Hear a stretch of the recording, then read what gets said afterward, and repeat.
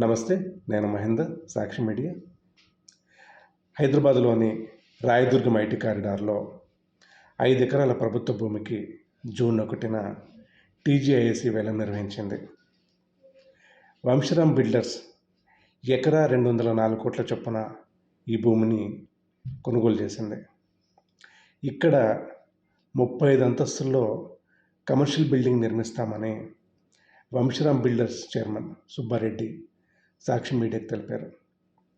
హోటళ్ళు, ఐటీ కార్యాలయాలు ఇక్కడ ఏర్పాటవుతాయని ఆయన చెప్పారు.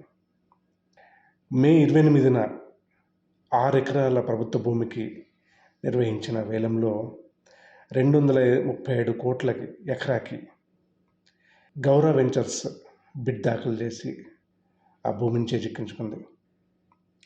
వంశరామ్ బిల్డర్స్ ఎకరా 236 కోట్లు కోట్ చేసి త్రుటిలో ఆ భూమిని చేజార్చుకుంది. అయితే కంపెనీ ఇదే ప్రాంతంలో ఇప్పటికే 15 లక్షల చదరపు అడుగుల విస్తీర్ణంలో ఒక ఐటీ పార్క్ నిర్మిస్తోంది. అలాగే 6 ఎకరాల స్థలంలో మరో ఐటీ పార్క్ ఏర్పాటు చేస్తున్నట్టు సుబ్బారెడ్డి తెలిపారు. Thank you.